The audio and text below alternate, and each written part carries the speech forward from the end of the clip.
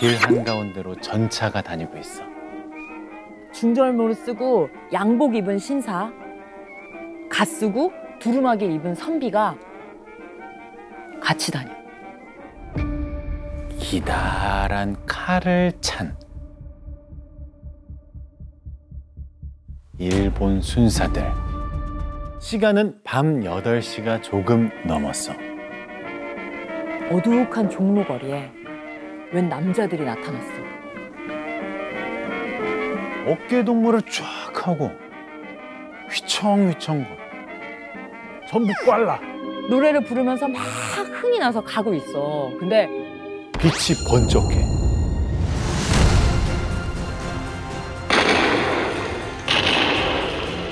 엄청난 폭발음이었어. 땅이 막 흔들리고. 그리고 돌덩이들이 막 날아오는 거야. 슬며시 고개를 들었는데 어떤 건물 하나가 눈에 들어. 건물 한쪽이 폭삭 무너지고 유리창도 다 깨지고 안에서는 사람들 비명소리가 여기저기. 그야말로 아비규환의 상황이야. 근데 구경꾼들 표정이 좀 뭔가 묘해. 약간 고소하다? 네, 그럴 줄 알았어. 잘 됐다. 이런 얼굴들인 거야. 폭파된 그 건물에 비밀이 있어. 바로 종로 종로경찰서.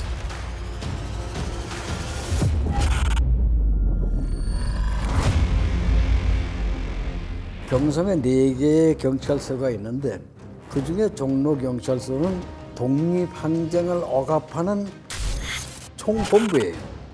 그래서 거기는 아주 고약한 고문 기술자들이 많이 있어요. 물고문은 기본. 손톱 뽑기. 전기고문.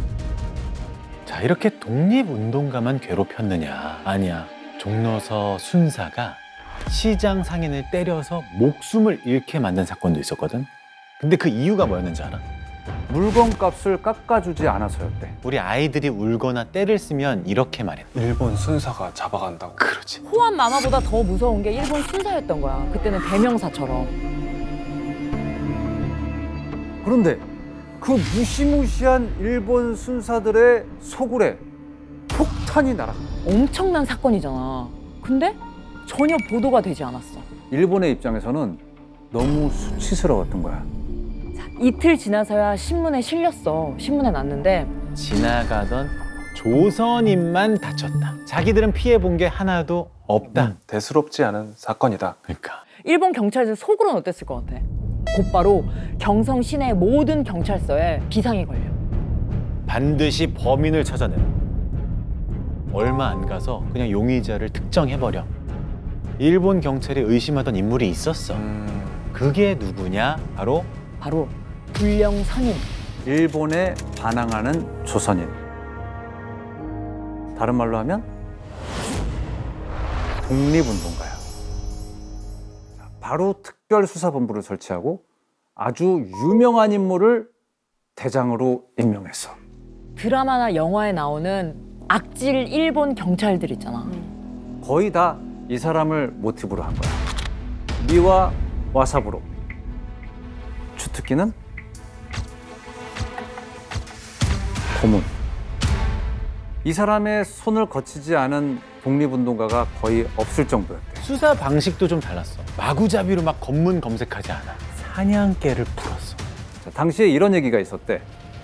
일본군 백명보다 땡땡 하나가 더 무섭다. 우리 안에 적. 밀정. 이 밀정은 독립운동가나 가족들에게 접근을 해서 정보를 캐내서 일제에 밀고를 했어. 일제가 문화 통치로 전환하면서 그러면서 예산도 대폭 늘리고 인원도 대폭 늘려요. 그 많은 자금들을 바로 밀정을 심는데 사용을 했던 것이죠. 미화는 밀정 관리에 아주 탁월했다. 종로경찰서 폭파 사건이 나자마자 바로 밀정들을 소집했다. 경성 시내에 있는 밀정들이 하나 둘 첩보를 물어와. 한 불령선인의 모친이 수상하다. 아무래도 아들을 만나고 온 것 같대. 아들이 누군데? 3년 전에 사라졌던 김상옥입니다. 뭐? 김상욱 그가 돌아왔다고? 3년 전 조선 총독부 총독을 암살하려고 했던 인물이야. 조선 내 일본인 최고 우두머리야. 일본 경찰이 뭐 눈에 불을 켜고 쫓아다녔지. 근데 결과는 못 찾았어. 얼마나 신출귀몰한지 별명이 뭐였냐? 동대문 홍길동이었어. 총도 기가 막히게 쏴. 쌍권총. 암살에서 그 하정우 배우가 연기했던 하와이안 피스톨.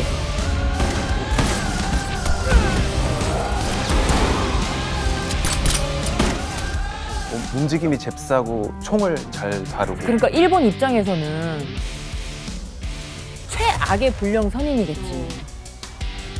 명중률이 높다 보니까 탕탕탕 쏘면 그냥 나가 떨어지고 예, 그렇게 이제 하니까 감히 달려들지를 못하는. 원래는 동대문에서 잘 나가는 그냥 청년 사업가였대. 가난한 집에서 태어나서 학교도 다니지 못하시고 어릴 때부터 대장간에서 일했대. 그러다가 나이 23세 대장간을 차렸어. 이걸 만들었는데 대박을 쳤대. 편자. 바로 이거야. 말편자. 몇 년 뒤에 말편자보다 엄청난 핫 아이템이 또 하나가 나와. 말총모자라고 불리우는 말꼬리털로 만든 모자야. 자, 우리 몸의 털과 피부와 모든 것들을 다 부모에게 받은 것이기 때문에 훼손하거나 상하면 그렇지, 안 되고. 그렇지. 근데 일제 때 이걸 어떻게 했어? 길 가는 사람을 붙잡아서 그냥 상투를 싹둑싹둑 다 잘라버린 거야. 머리카락이 잘리고 나면 너무나 수치스러웠을 거 아니야. 사람들이 모자를 찾기 시작한 거야. 일종의 그 히트 상품. 기업적으로는 돈을 많이 버시는 거죠. 그러니까 요즘으로 말하면 조금 좀 이제 큰 기업이라고 볼 수는 있는. 직원도 무려 50여 명. 우와. 그래서 초가집을 허물고 2층 건물을 올렸어. 결혼도 하고 예쁜 아들, 딸까지 낳았어. 그냥 뭐 승승장구해. 남부러울 게 없어. 그런데 엄청난 사건이 터진 거야.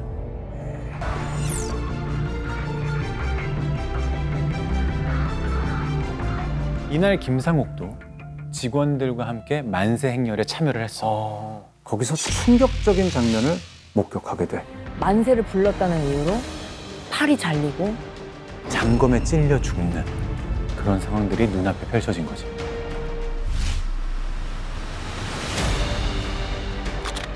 일 1학년에 다니는 어린 학생이 오른손에 태극기를 들고 만세를 높이 외치자 일본 헌병은 검으로 그의 오른손을 잘랐다. 오른손이 잘린 학생은 다시 왼손에 한국 국기를 들고 더 높은 소리로 독립만세를 불렀다. 그러자 일본 헌병은 다시 그의 왼손마저 잘랐다. 두 손이 잘려나간 학생은 더욱 큰 소리로 독립만세를 부르기를 멈추지 않았다. 그러자 이번에는 검으로 학생의 가슴을 찔렀다. 이렇게 학생은 검에 찔려 죽어갔다.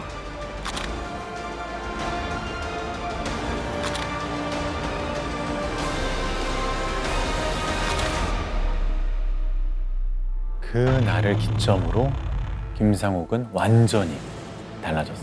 낮에는 청년 사업가로 그리고 밤에는 이걸 만들었어. 비밀 신문이야. 해외 독립운동 소식을 여기에다 소개를 한 거야. 그런데 얼마 안 가서 그들의 눈에 띄기 시작했어. 밀정. 아, 바로 밀고가 들어갔지. 종로 경찰서. 온갖 끔찍한 고문들이 40일 동안. 그 고문이 어느 정도냐 하면은 일본 사람 검사가 보니까 매를 어떻게 때렸는지 앉았던 의자에 피고름이 묻었대요. 다행히 증거 불충분으로 풀려났어. 김상옥은 결국 포기했어. 평화적인 방법을 포기했어. 만주에 있는 무장 독립단체에 선을 댔어. 독립군 자금으로 5,000원을 대고 무기를 지원받기로 했지. 목표는 단 하나야. 조선 총독부의 우두머리 총독을 제거한다. 그러던 어느 날 드디어 기회가 왔어. 미국 국회의원들이 경성에 오는데 일본 총독이 마중을 나간대. 일본 경찰도 초비상이겠지. 기마 경찰, 무장 경관을 경성 곳곳에 배치했어. 그래도 뭔가 불안하단 말이야. 아주 특별한 조치를 내려. 예비 검소. 예비로 사전에 검거해서 구속한다. 위험 인물이라고 생각하는 사람 모두 다 거사 하루 전날이야. 불령선인 1000여 명에 대한 예비 검속을 실시했어. 김상옥도 당연히 명단에 있었지. 아침부터 일본 형사 순사들이 들이닥쳤어. 김상옥! 빨리 나와! 김상옥은 급히 2층으로 몸을 숨겼어. 거사가 내일인데 여기서 잡히면 2층 창문으로 나가서 반대편 지붕을 바라봤어. 둘, 셋! 딱! 착제. 자, 김상옥은 그렇게 사라지고 형사들이 집안을 수색하기 시작했어.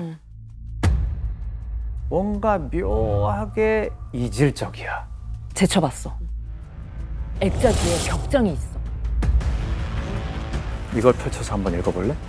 미국 의원단의 내한을 계기로 하여 총독이하 외놈 고관들을 살해하는 동시에 친일 반역자 및 일임 경찰의 앞잡이 노릇을 하는 고등계 형사들을 소탕하여 우리 민족의 우국지정을 미국 의원단을 통하여 전 세계에 알리기로 하자.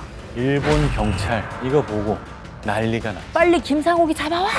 가족들, 지인들 전부 종로경찰서로 끌려갔어. 가족들을 다그치고 괴롭히기 시작해. 가장 고초를 겪은 분이 장규동. 24살의 여성 동지야. 거꾸로 매달려 놓고 선고문까지 했어. 자, 김상옥은 다행히 아직 안 잡히지 않았고요. 김상옥이 없는 가운데 재판이 열렸어. 피고 김상옥 사형. 이제는 잡히면 죽는 신세가 된 거야. 자, 그럼 그 시각 김상옥은 어디 있었을까? 상해에 있었어.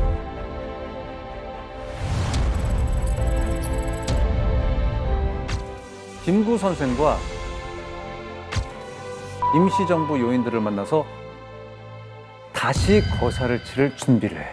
그러던 어느 날 김상옥이 은밀하게 경성으로 들어왔어. 군 자금을 모으기 위해서. 그런데 방에 웬 젊은 여자가 누워있어. 뼈만 앙상하고 몸도 못 가눠. 여성 동지 장규동. 이 장규동 동지가 저를 상해로 데려가 주세요. 끝까지 독립운동을 같이 하고 싶다는 거야. 같이 상해로 왔어. 근데 해줄 수 있는 게 없는 거야. 그러니까 뭐 돈이 있어, 뭐 아니면 뭐 병원을 갈 수 있기를 해. 결국 25의 어린 나이에 세상을 떠났어. 김구 선생이 100원을 건네주셨대. 관을 사서 장례를 치르라고. 잠시 후 김상옥이 돌아왔는데 관 대신 총을 사왔어. 장규동 동지를 죽인 건 병마도 귀신도 아닌 일본 경찰들이요. 반드시 이 총으로 원수를 갚고 말 것이오. 상해를 떠나기 직전에 사진 한 장을 찍었어.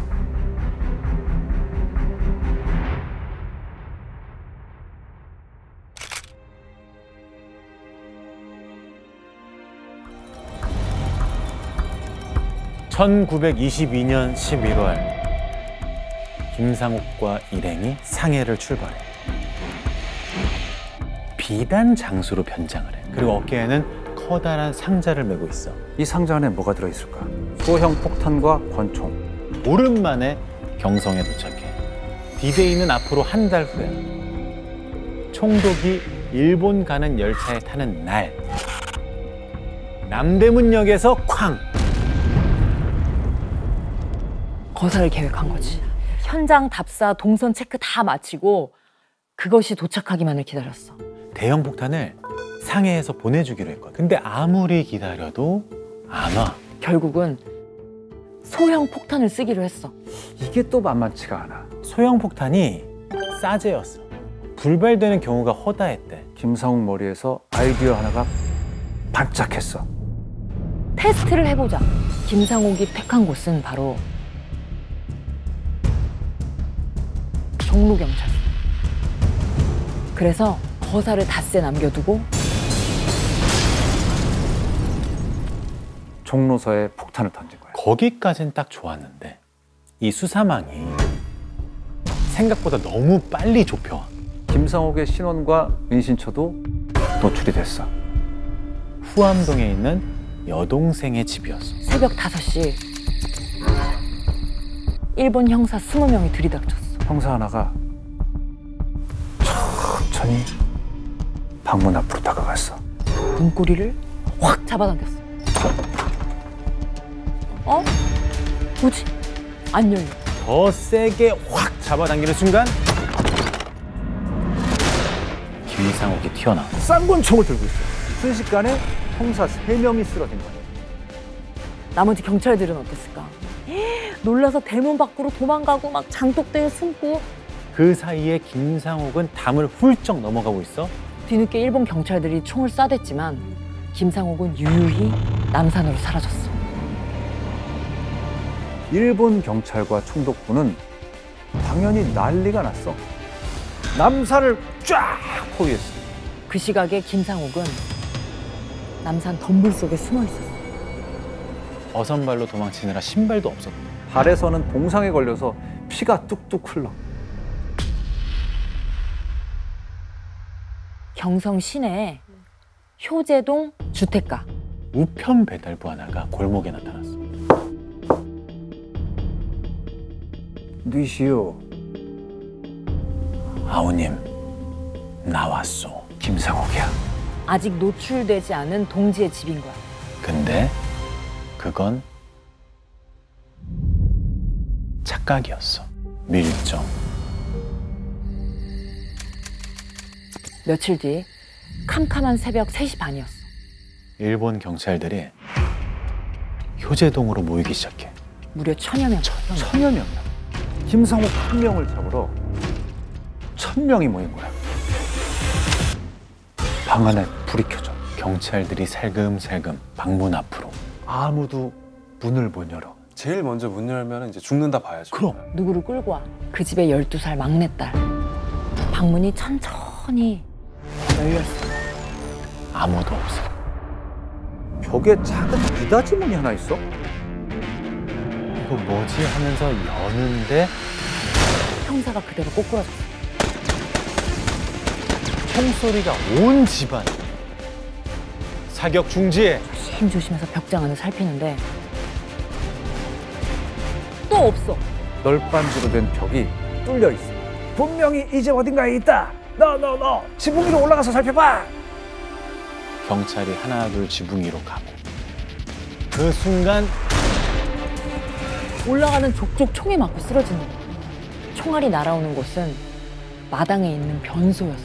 변소에 있다. 사격. 변소에서도 계속 총알이 날아와. 마당에 화약 연기가 자욱해졌어. 얼마나 지났을까? 사방이 조용해졌어. 바로 그때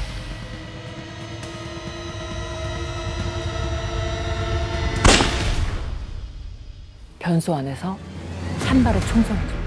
형사들이 문틈 안으로 변소 안을 조심스럽게 들여다보는데 눈이 딱 마주쳤어. 양손에 총을 들고 이쪽을 노려보고 있어. 놀란 형사들이 총을 쏘기 시작한 거야. 변소 안에서는 대응 사격이 없는 거야. 사격 중지! 역시 이번에도 아무도 다가가질 못해. 어떻게 했겠니? 김상옥 어머니 끌고 와. 경찰서에 있는 어머니를 데려갔대. 어머니를 모셔와서 그 변소문을 대신 열라고.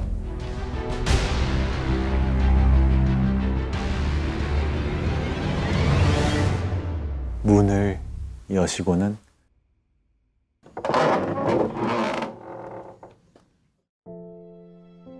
그대로 주저앉으셨대.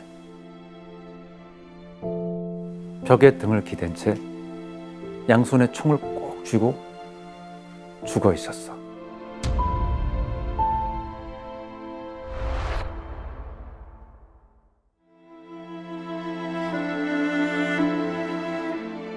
동상에 걸린 발가락은 이미 다 떨어져 나가고 없어.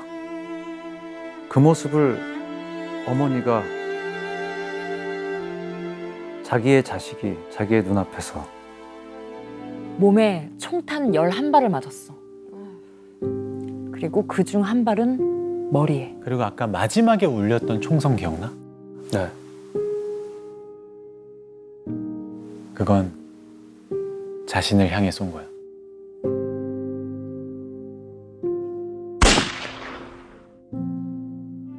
자, 상해를 떠날 때 김상옥 의사는 동지들한테 이렇게 얘기했대.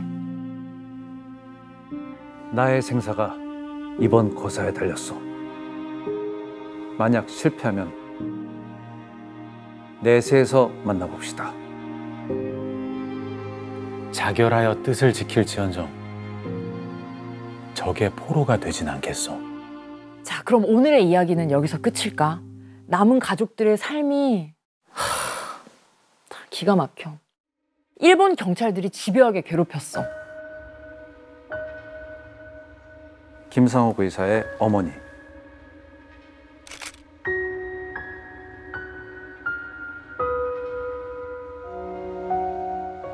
바로 아랫 동생 춘원 씨.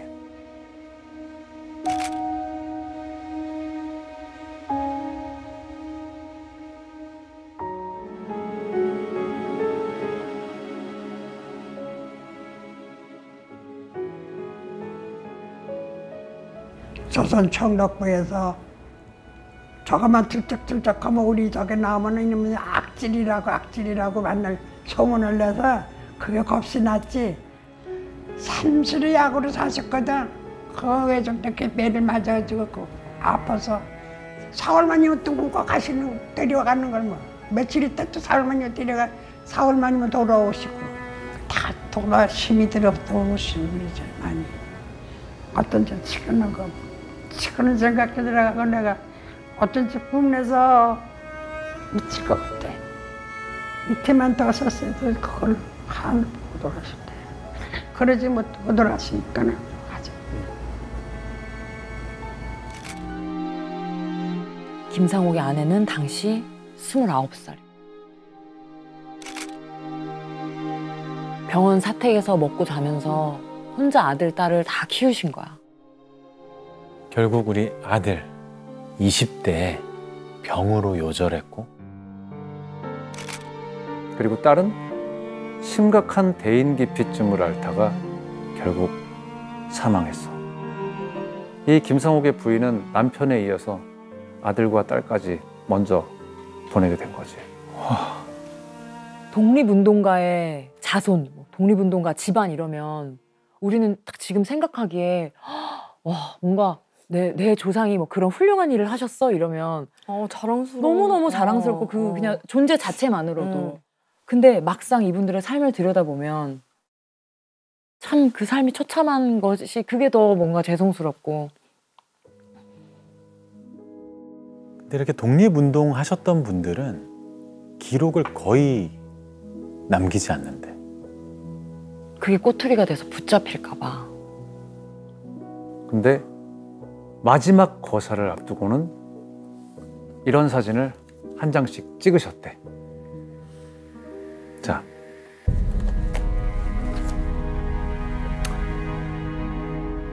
머리가 단정한 이 남자는 안중근 의사. 이토 히로부미 처단을 사흘 앞두고 단정하게 이발을 하고 찍은 사진. 태극기 앞에 서 있는 이 남자 이봉창 의사야.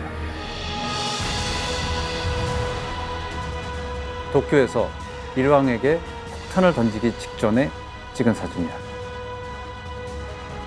이 사진은 조금 익숙할 수도 있어. 윤봉길 의사. 목에 선서문을 걸고 손엔 총과 폭탄을 들고 이 사진을 찍으셨지.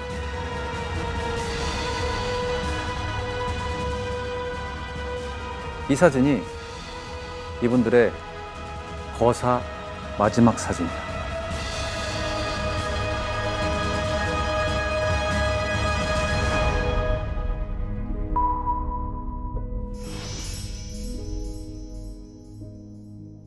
본인이나 가족이나 동지들한테 피해가 갈까봐 그 어떤 기록도 남기지 않으려고 철저하게 조심하고 독립운동을 하셨던 분들이 마지막 거사, 죽음 직전이라는 걸 본인이 가장 잘 아는 순간이잖아. 그 순간에 남긴 이 한 장의 사진. 기억해 주길 바라셨을 것 같아요. 기억해 달라는 뜻이 아닐까 그런 생각이. 자기 자신이 아니라 이런 마음을 기억하라. 자, 종강역 부근에 가면 종로경찰서 의거 표지석이 있어. 그냥 본 적 있어? 못 본 것 같아.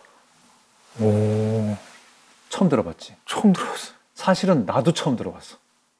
자, 화면으로 보여줄게. The bus propping me up,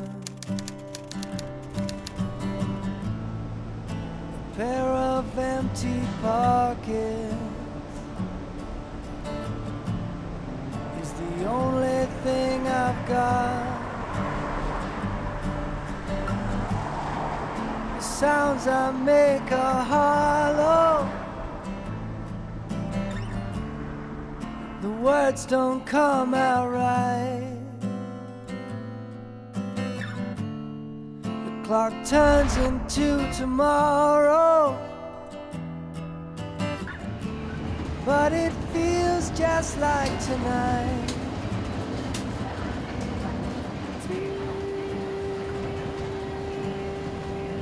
이번 정류소는 종로 5가 호재동 김상옥 의거터입니다.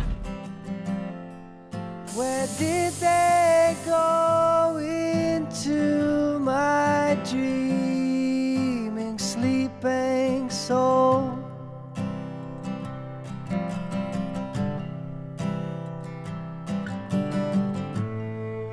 They file out in slow motion, lines wounded soldiers made.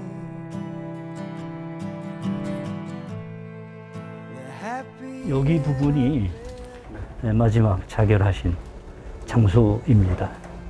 But I am wide awake, and all the drink inside me. 형제들이 여기서 이렇게 한 현장을 다 보여줄 수 있는 그런 데가 돼야 되거든요. 근데 그런 걸 못하니까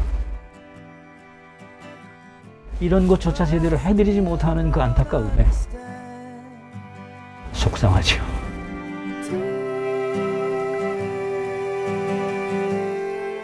I didn't show. How could I know inside my dreaming, sleeping soul? Well, you know I'll come around. You can't keep. 가만있어 봐. 무슨 소리 안 들리나? 누가 막 대문을 두드리면서 불 끄세요. 불 안 끄면 지금 다 죽어요. 이때부터 광란의 살인극이 시작된 거지.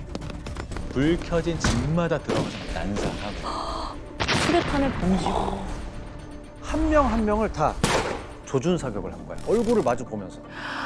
자는데 머리로 안 한 게 뭐 피 터진지 뭐. 그 눈을 떠보면 전부 시체가 뭐 꽉 찼다니까요. 역대 최악의 범죄 사이코인데? 범인은 단 한 명이라는 거야. 정말 예상 밖의 인물이야.